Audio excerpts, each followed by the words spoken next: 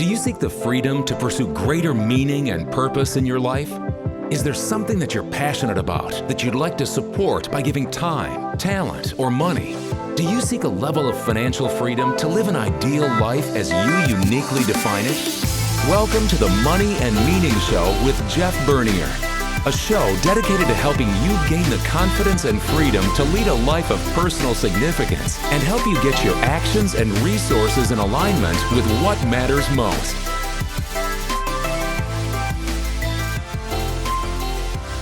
Yeah, hello and welcome to the Money and Meaning Show. My name is Jeff Bernier. As normal, I am your monthly guide as we have ongoing conversations around money and meaning. And as you well know, what I try to do in these monthly shows is try to put together conversations that help you get clarity on what matters most, and then add to that wealth management topics that can help you get the financial freedom and create the capacity to go pursue your vision of a meaningful life. So happy that you decided to join us today. So thanks for being here. You know, do you ever reflect on how fast technology is changing and how fast technology changes? I mean, we live in a world of massive technological change and advances. You know, I remember watching the Apollo 13 movie not that long ago, and it's really funny when you look at what these NASA folks at Mission Control were trying to do to get the astronauts home. I think they even used a slide rule, for gosh sakes, in one of the scenes. So it's amazing what has happened with technology. You know, when I first started in the business, I was driving around all over Atlanta. I had a big old road atlas in my car that I'd pull out to try to figure out where I was going to go. If I was late for an appointment, I had to pull off the road and find a telephone somewhere. So it's, we are certainly in a different world today. And with that, we have a lot of conveniences. I mean, we have online banking. Now, when I drive around, obviously, I've got map services that in real time that help me figure out the best route to take.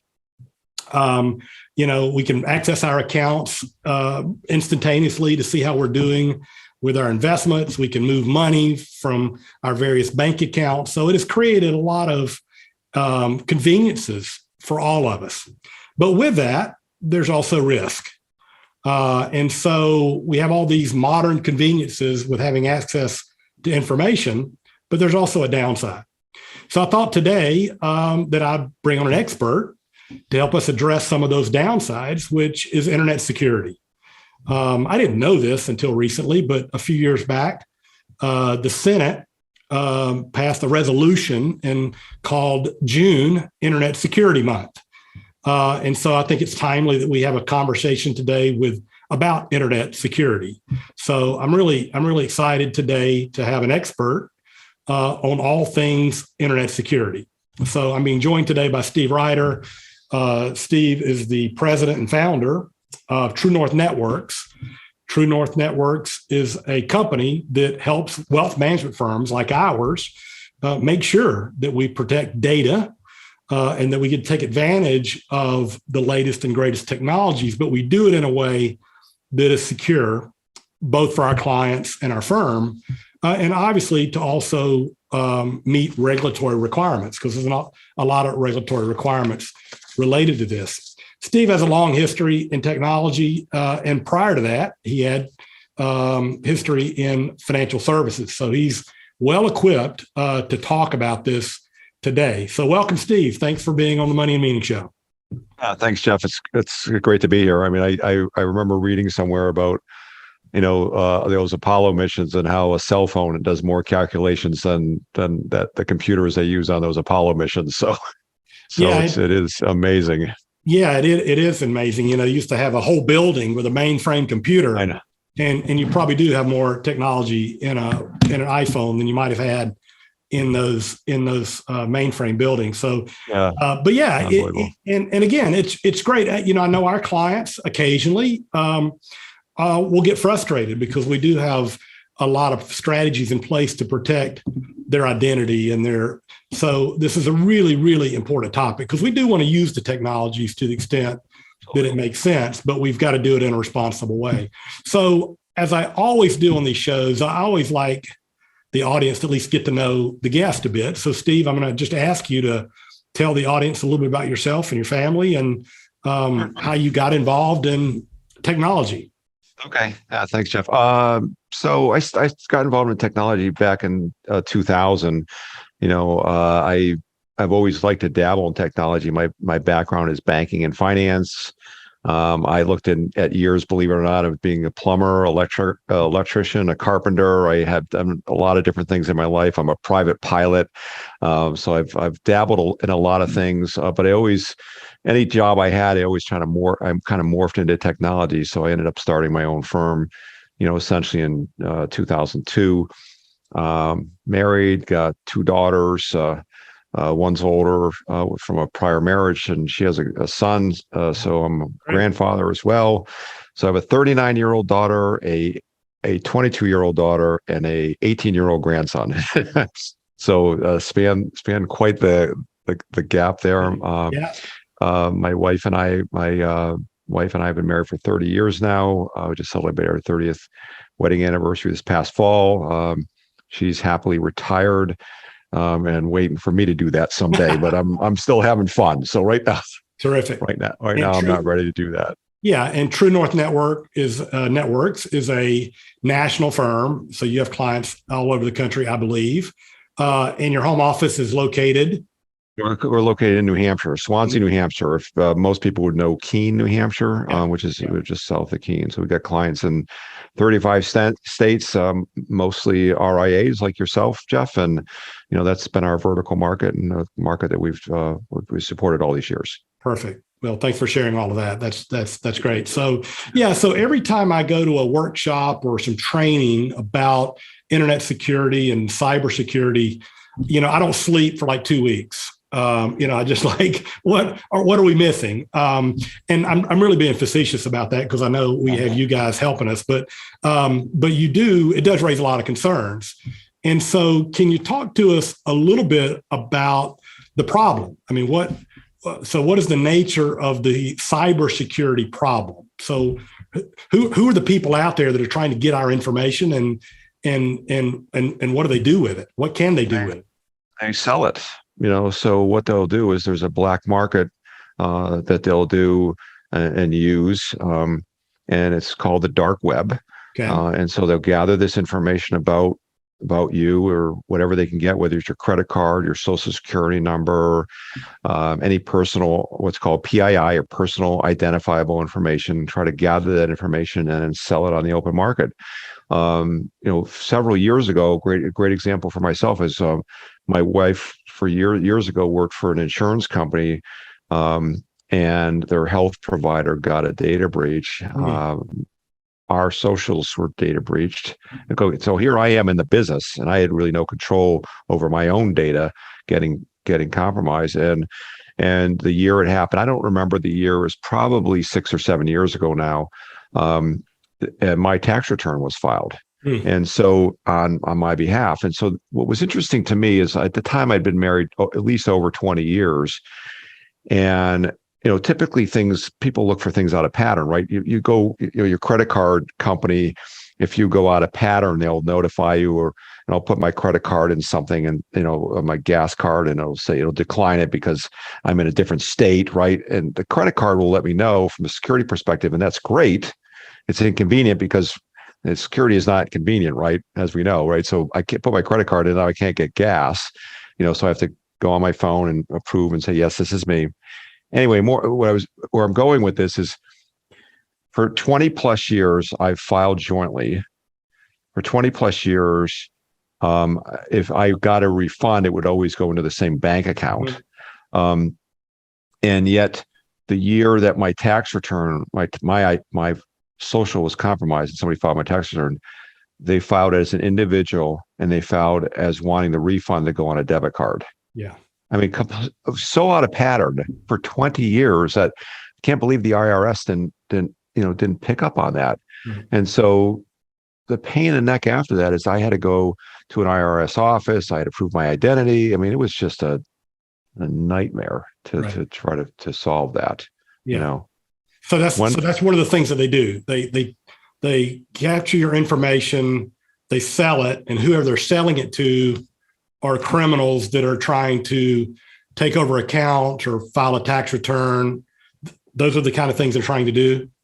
Yeah, get a refund, profit from it. Sell your sell your information to make money from it. And these guys, make a good living, and they're hard to catch.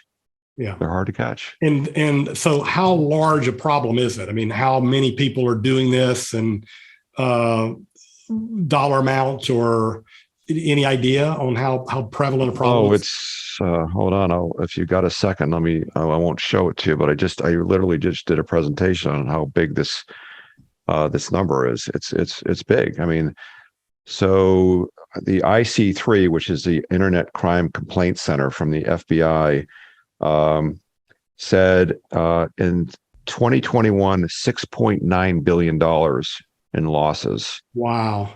On average, 2,300 complaints a day. 500 in the last 5 years, average complaint 552,000, and over 6.5 million complaints since inception, which inception was. So it's an industry. Back in 2000. It's huge. Yeah. So it's basically a criminal industry trying to take advantage of this. It's huge. Yeah. And that's just the United States, right? That's just crimes that have been recorded to the FBI. So there's a whole underground of people who just either pay the ransom or just forget about it. And they don't even bother, Yeah. Well, you talked about ransom. So there are a bunch of terms that we hear. Let me throw out a couple terms, and you just got to give me a layman's thought on what these things mean. So what is ransomware? You mentioned ransom or ransomware. What happens there? What is that about? Ransomware is a form of a virus that when you will click on an email or a link or on a website, you'll click on something and it'll download this piece of software on your computer. It will encrypt all your files. And so what will happen is the only way to recover from that is, one, to recover from a backup, or two, to pay the ransom. Okay. And the ransom can be from an individual, it could be a few $100s, to a city or a large corporation. It could be in the millions of dollars. The thing that's interesting is that these criminals have a rating. So if I'm a criminal and I give you ransomware and I say, hey, Jeff, for $500, I'll give you the key to decrypt your files. You pay me, you have to pay in Bitcoin, you pay me the $500. I give you the key to unencrypt. Now I have a reputation of being a good guy. I'm a good criminal, Because you unlocked it I unlocked it. I'm a great guy, I'm helping you out. What a crazy world. I've seen some, this is how the irony of it all. I've heard of some cases where the criminals have done it, allowed some not, you'll reach out to the criminal and you say, I'm a nonprofit, I'm a charitable corporation, and they'll have some charitable work, so they'll allow you to do that for free. I mean, it's just crazy. Yeah, it's scary stuff. Yeah. What about spyware? What is that? What is spyware? Spyware, very, very similar, but spyware often will sit on a computer and will start grabbing information off the computer. So it's passive. So you really don't see what's going on in your computer. It's collecting data. It's collecting data. It could be collecting passwords from your websites. It could be collecting personal information that you may. It could be grabbing, if you have your bank account or your email account, and grabbing information. They're kind of watching you. Yeah, they're watching your keystrokes. They'll use later, or they'll sell to someone that will use it later. Correct. Gotcha. Correct. And then the last one that we hear a lot about, and I think we're all more familiar than we were, is phishing. Yes. So what is phishing? PHISING. PHIS. Right. You got it. Yeah. Phishing. But phishing. So phishing are emails that these guys will send and try to get you to do something, right? Some classic examples are, email. You and I will be going back and forth. I'm going to buy a car from you, Jeff. Hey, Jeff, I'm going to buy this car. I'll give you $10,000 for this car. You and I go back and forth in this email. Email, just so people are aware, email inherently is not secure. So bad guy could, intercept our email and say, oh, cool. Steve's going to give Jeff 10 grand for this car. So all of a sudden they intercept the email. They pose to be you, and they say, hey, Steve, I forgot. I wanted to change the bank account. I want to put it in my savings account rather than my checking. Can you wire the money here? I wire the money unknowing, send it to your quote unquote savings account, which is really the criminal's account. Yeah. And I'm out to 10 grand and I don't get the car because I never got the money. Yeah. And so this is, they're basically using the information to try to fool you into taking some action. Where we see it occasionally is, it looks, the masthead on the email looks like Bank of America, or Wells Fargo, exactly. And it's really not. So those were important terms. So phishing, one last thing, the phishing too can also indirectly come from, right, Amazon, as you just mentioned, Amazon or your bank. It says, hey, you've forgotten your password, or I got to reset your password. We've seen a security event. Click here, reset it. You go on to the fake Amazon, the fake bank site. You reset it. They get your password, and then they get into that site. Those sites. Yeah. So let's talk about what people can do. So give us a tutorial on a handful of strategies that people can do to try to protect them from cybersecurity, sort of the 101 type things that we can all pay attention to. Okay. First, any and every type of website, and especially your email, enable multi-factor authentication, especially your bank, Amazon, anywhere, any place, anyhow that you can enable a second factor authentication, do it, especially on your email. We've seen over the years many people getting their email breached because they fall for that link, reset your password, they get the password, they get in their email, and they can do a lot of damage in your email. So if you have the multi-factor, if you fall for that spoof and you reset your email, at least they can't get back in, because you need the second factor, or a token, a pass key, an authenticator. Anybody who doesn't know what multi-factor authentication is, you can Google it. If you have a Gmail account, say, how do I set up MFA, multi-factor authentication, on my Gmail? They'll walk you through the steps. So absolutely, at a minimum, do that. Okay.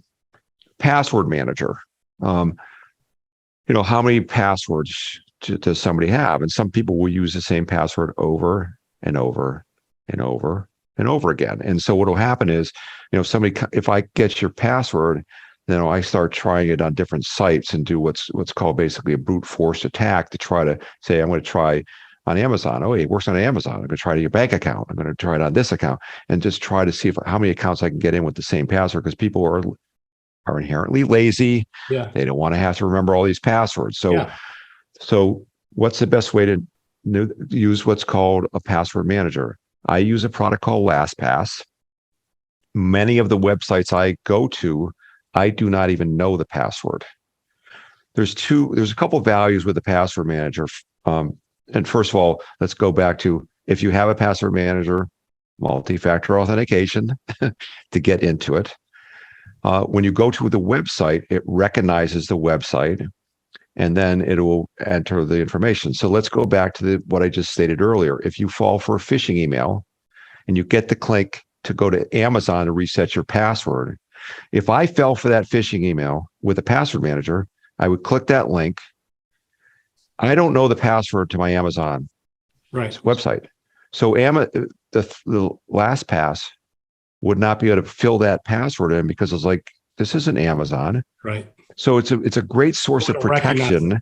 It'll recognize that it's not a real website. Correct. Okay. Correct. And so that's a great form of protection, to make sure you're not entering the password into a website that is a spoofed website. Right. Okay. So two-factor, good passwords, across multiple, never use the same password twice, a password manager in order to, again, continue to use complicated passwords that, and have two-factor to get into the password manager. Correct. Okay. So those are three. Are there others? Yep, absolutely. Be careful what you click on. As you're, if it's too good to be true, it probably is, right? That's the good old things your mom always taught you. If it's too good to be true, it probably is. So be careful what you're clicking on. If you get an email that looks suspicious, if you get a link that looks suspicious, don't click on it. So just think. The good old adage. A lot of these phishing companies or these training companies say, think before you click. Right? Read it, and keep in mind these folks are smart, right? They're really, really smart. And we as humans are humble, we're gullible, we want to do the right thing, we want to be kind, we want to be helpful, we want to feel that whatever we're doing is a good thing, and we inherently trust people. So when COVID was out, all the links for click here, or there's a COVID, in your area, there's a COVID breakout. Click here to learn what to do about that. When the Ukraine, war with, click here to donate to supporting Ukraine. Don't click on anything. Like if you want to donate to Ukraine or you want to donate to some charity, don't click on the link within the website. Within the email, within the email. Yeah. Go out of the email and say, oh, this looks interesting. Google it. If it's something that, fills you philanthropically or makes you feel good, go to it separately outside of those websites and do some research to decide if it's something a cause you want to support. Yeah. So if you get an email from someone like that, you could look in the body of the email from the sponsor. Don't do it in the email. Go out to the web and search for the organization and see if you can learn, are they legitimate? And then if you want to donate, do it through their website, not through the email link. Absolutely. The best practice. Now, when you go out to a website like that, is there any way to tell that it's a secure site or not a secure site? No, because they'll embed security on it, so it looks like it's a secure site for whatever site you're about to hit, right? So, so it's really, really hard. We have a product we use. Again, it's not for home users per se, but we have a product that embeds a redirect on the website within the link, so it'll scrub the link before we click on it accidentally. A number of our clients are using. I'm not sure if you guys are using it, Jeff. I suspect you probably are. Yeah. But you click on the link, it redirects, says, okay, this is legit, and then it'll let you through. So those are things that can help us as well. Okay. What about? I'm sorry. Go ahead. You've got some more points. A couple other minor things too. So another big thing is smishing. Spam. Text. Phishing now. Yeah. And so if you don't know the person who's texting you, don't respond to it. I got 2 texts last night, that said, hey, how are you? Or, hey, click on this link because, for your free iPad. Delete them. Yeah. Delete them. They look enticing. They look, like, oh, this is cool. What does this mean? Who is this person? Hey, how are you? So I've got one last night that said literally, how are you? I'm like, delete. Yeah. Delete. Just delete. You don't want to engage. So they're doing the same thing on your phone. They're trying to get into your phone just like someone would try to get into your computer. Correct. Yeah. Yeah. So there are any ways that they can, find their way in, they're going to try to find a way in to get to you. And you just have to be diligent, because when somebody asks you something, the human in you wants to reply, how are you? Simple question. Yeah. I'm fine. How are you? And then, hey, it's Jeff. We haven't chatted in a while, hey, click on this link to, right. You can just see where it can go south pretty quickly. Yeah. Very important. So the last thing I'd ask you about in terms of what we can do, are there things that we need to be doing with our personal computers at our homes? So Yes. in terms of the hardware, we've got, we've talked about email and internet stuff. What about our personal computers at home? Is there any specific things we should have on our desktops? Yeah, so certainly antivirus. There's tons of antivirus programs. So definitely antivirus.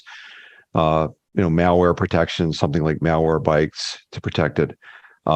Be careful. Making sure your computer's up to date, patched. When Microsoft or Windows or your Apple has updates, run the updates, right? Run the updates to your iPhone, your iPad, anything that says there's an update to an application, run that update, because it's a lot of times the updates are fixing bugs, but they're also fixing security vulnerabilities, so those are types of things. Another really cool thing. Let me just make sure it's the same website. Hold on. Open DNS. Another cool website that I like to use is it's free for home use. It's a product called OpenDNS. Now let's talk about DNS. What does DNS mean? DNS is domain name services. Okay, I still have that. Doesn't mean anything to you still, right? It's the phone book of the internet, right? The way I try to describe it is the phone book of the internet. When you go to a website and you type in the website, it resolves that name. So Google to an IP address. I'll again call it a phone number. Every place has a unique IP address. So it's resolving names to the phone number / IP address to get to wherever the website is. Mm-hmm. OpenDNS is a free product. We use a paid version at our office, so we get reporting on it. But you can use their name servers, their phone books at home. If you go to OpenDNS, so OPENDNS.com, it walks you through what to do. It's going to be hard to describe this in English, but it basically says use OpenDNS, use our phone books to surf the internet. Why? Because they scrub the internet to get rid of bad websites. So if you click on a bad link, and I'll give you the perfect example of why I like it. We had a client years ago. We had OpenDNS. They click on a bad link. They downloaded ransomware on their computer. The only way ransomware works is it has to phone home to the bad guy to get the key to encrypt the files, and then append the files with that encryption key to encrypt the files. Yeah. If it can't phone home, right, it can't encrypt the files. So OpenDNS in this case blocked the phoning home because it was a bad website. So even though technically the client got ransomware, it never encrypted a single file. Yeah. Again, we have the paid version. We got an alert. Yeah. So we got on the person's computer, cleaned it up, but it never encrypted a single file. Yeah. Really cool stuff. It's free. I use it at home. Everybody should use this type of technology at home. And again, I love talking about free stuff. It's free. It's easy. You got to go on the website. It'll kind of explain. It is made for the consumer to understand how to set that up. Okay. Well, that is very helpful. And is there anything particular with the mobile phones other than keeping the updates? Are there any security settings or things that we need to pay attention to with mobile devices? Obvious, password, the iOS, Android, both years ago, Android didn't automatically encrypt. They do now, but so they automatically encrypt when you invoke the password. So, same type of thing. One thing I do, just some tips and tricks that I find I do, because so I'll give you a great example of something I do that I use the phone for before I'll use my computer. Jeff, you've applied for a job at my company. Thanks for applying. You sent me your resume. I don't know who you are. I'm concerned, it could be a ransomware. It could be a piece of software you're trying to install. So I don't know who you are, Jeff, right? So I look at the email. I look at the email on the phone. Oftentimes the ransomware is written for a computer. not for phone. So I will then open your resume on my phone rather than my computer. I would rather sacrifice my phone than my computer any day, all day, every day, because you can wipe your phone, you can start over. It's not a big deal. But if it was on my computer, bigger problem. So that's a personal thing that I do. I also, little tips and tricks that I do as a professional. I never use LinkedIn on my computer. I never use Facebook on my computer. I'm not an Instagram user, but I would never use all those social media outlets because they're riddled with temptations as far as meaning click this, click that, click this, click that. Could be ransomware, could be spyware, could be anything. Right. I use LinkedIn and I use that on my phone. Right. I do all my posting, I do all my responding 100% on my phone. Interesting. Okay. Yeah. Yeah, that's a great additional safeguard. Yeah. So what about the banking site? So is there any way to tell if a banking site is legit or, because we're logging in and we're checking our accounts. Is there any particular clues that we're not on the real site? Same thing. So first of all, multi-factor, right? Make sure you have multi-factor, and password manager is the easiest way to tell. Again, you can. Yeah, it won't recognize the site from LastPass or whatever you're using. Yeah. Right. And so, again, the obvious is looking. If there's a, transposed word or letter, or sometimes if you really focus on it, but sometimes the naked eye misses it, and don't see the misspellings, so you don't know. So for me, a password manager, and I have a paid version of LastPass because I use it for some other things, but there's free versions of LastPass that you can use. Yeah. Well, they're pretty inexpensive too. They are pretty expensive. We're not talking about large expenses here. No. And what are we talking about? What is all your data worth?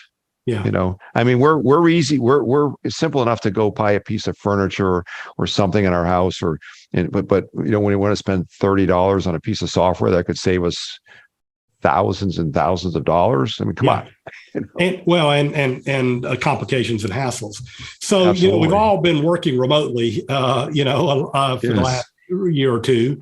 And, so we're working at coffee shops and workspaces. So talk to me a little about Wi-Fi.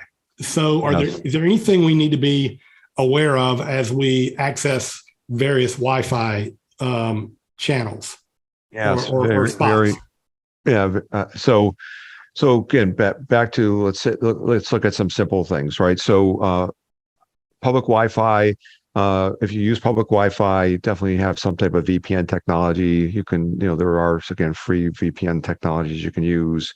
There's some software that you can buy for VPNs. We have a business class VPN that we use, but there are VPNs you can use. More importantly, if you're using public Wi-Fi, so the easiest way for me is so when I'm flying, I fly a lot, I travel a lot. Mm-hmm. The only time I really use public Wi-Fi is on a plane because I really don't have a choice, right? I have my hotspot won't work. Right. I don't have any access to a non-public Wi-Fi. So what am I doing on a plane? The only thing I'm doing is responding to email. I'm not opening, like in my case, in your case, you're not opening client files. You're not trading, for you, I would say, you're obviously not going to be trading on behalf of your client. You're not going to log into their account. You're not going to log in your bank account. Right. So, and there's two issues with on a plane. One is obviously concern about the public Wi-Fi. Second is shoulder surfing. You're on a plane and you're really like cramped in and people can probably see what you're doing. Yeah. But for me, if you have to use public Wi-Fi for whatever reason, I would never, ever, ever, ever do anything very, again, personal, no banking, no client relationship type of things that you're doing, nothing of personal information. I'm just responding to email. That's all I'm doing on a public Wi-Fi. Yeah. So if you're in the hotel lobby and you want to transact business, how does this is a virtual private network, I guess? Yes. So how does that work? The VPN, the virtual private network, the VPN basically encrypts the traffic to make sure all the traffic is encrypted from your laptop right through the endpoint, and it'll if somebody's compromised that wireless access point, they can't see that traffic. So when you use a personal hotspot with your phone, does that accomplish that? Yes, It does. it is. It is. So Because that's your personal hotspot. So the phone is a better method. That's what I do, right? I use my personal phone rather than using public Wi-Fi. Gotcha. Okay. Because that's your network. That's your network securing your computer, and versus you know it's yours. Versus, I mean, if you're going on a Starbucks or Wi-Fi, you don't really know if you're actually on their Wi-Fi. Right. Yeah. I don't know that. And of course, if you're on someone else's Wi-Fi and they get compromised, you're opening your computer to their whatever issue they have. Is that possible? Yeah. That is correct. That is correct. And oftentimes people's computers, they aren't as locked down as they think you are. So if you're on a public Wi-Fi, that's a shared public Wi-Fi. If it's not secured by the hotel, for example, and they're not security conscious, you can connect to a public Wi-Fi and oftentimes browse and see what other computers are on the network. And if anybody has what's called basically open shares on their computer, and be able to grab information from people's computers that they don't even know aware of. Yeah. Well, if you're in a hotel and you access their Wi-Fi, which most people do, they give you the Wi-Fi code. So is that secure? It's as secure as they make it out to be. I don't trust it. It's not something. I mean, it's the answer. No. The long answer is it should be, but I don't. You don't trust it. Yeah. I don't trust it. That's the other, maybe the really key point here, Jeff. Don't trust anything. Yeah. So right? you'd rather use your hotspot is the long answer. Correct. Yeah. Just for the added security. Well, we could trust each other, but anything technology, don't trust any of it. Yeah. Right? Yeah.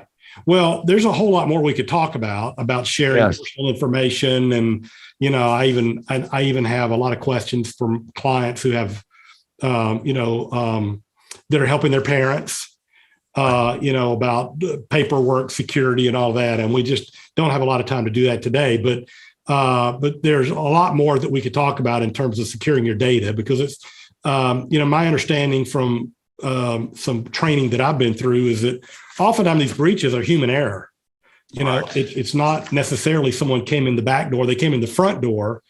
And so, for instance, Tandem Growth has policies in place that, if you send us an email for a wire transfer, we never assume it's you, ever. Right. So we just call you. We pick up the phone and call you, and we talk to you.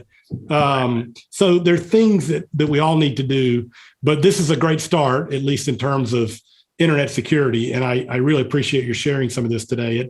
It can be a bit overwhelming, and there are some great resources that we can all use, but I appreciate it, Steve. This has been really, really, really helpful. Is there anything final you'd like to share in general about any of this?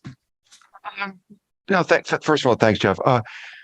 Again, just remember, everything you do on the internet is subject to be seen, and just be careful what you post.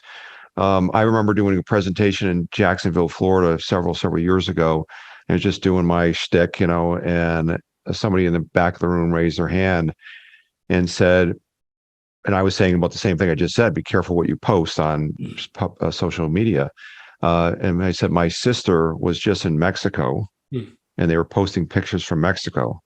They came back and their house was ransacked. I mean, they basically took a lot of their furniture and they were gone. They knew they were in Mexico. Yeah. And so and that was aware. And you provided that information. Yes, you provided it. You gave them the opportunity. So if you're just the simplest thing, if you're traveling, post the pictures when you return. Hey, I was in Mexico. Right. We had a great time. It's great to be home now. Right. Here's some pictures we did, right? I mean, it just, you have to think that everything, this interconnected world is so interconnected that this information is so readily available that you just really, really got to be careful. It's fun to brag. It's fun to share things. It's fun to be excited about all these little things you're doing, but be excited about what you did, not what you're doing. Yeah. In that situation. So the human aspect of this and just thinking about, you don't want to be paranoid, but you need to think this way. Unfortunately, diligent. You need to be diligent. So it is a yin and a yang. So we've got the benefits of great technology and convenience and staying connected to people, but we do need to recognize the dangers because there are a lot of bad actors out there that are trying to get our data. Well, thank you so much, Steve. And my pleasure. If there's any way that our audience wanted to find you, if any of them have small firms that might need internet and technology support like you provide to us, how would they find you? TrueNorthNetworks.com. So www.TrueNorthNetworks.com is our website. Well, that was great. Thank you so much, Steve. I really appreciate your investment in our audience and in our show today. So, and thank you guys. Thank you, audience, for participating or listening in to the Money and Meaning show. I hope you found it useful. Obviously, these are important topics, and it's a lot more fun to talk about building wealth and investments and living a free life. But we do want to do risk management too and protect. Absolutely. And your data needs to be protected. That's the final thing I'll say about it. So thank you. I hope you enjoyed the show. If you do, check us out on the various streaming services and give us a rating. Happy to hear from you as well. You can email me at moneyandmeaning@tandemgrowth.com. And it's been my pleasure to be with you. And thanks so much. Have a great day. Thank you for listening to the Money and Meaning Show with Jeff Bernier, a show dedicated to help you gain the confidence and freedom to lead a life of personal significance and help you get your actions and resources in alignment with what matters most. We would love to hear from you. If you have any questions for Jeff or comments on the show, feel free to reach out to us at moneyandmeaning@tandemgrowth.com. Or you can find us on the web at www.tandemgrowth.com.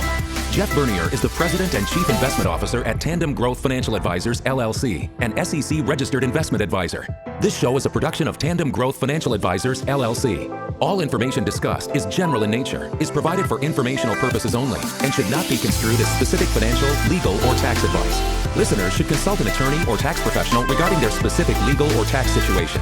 Listeners should not rely on the content of this podcast as the basis for any investment decisions. A professional advisor should be consulted and/or independent due diligence should be conducted before implementing anything discussed in this show. While information presented is believed to be factual and up to date, Tandem Growth Financial Advisors, LLC, does not guarantee its accuracy, and it should not be regarded as a complete analysis of the subjects discussed. Tandem Growth Financial Advisors, LLC, does not make any representations or warranties as to the accuracy, timeliness, suitability, completeness, or relevance of any information prepared by any unaffiliated third party, such as guests on the podcast, and takes no responsibility for the same.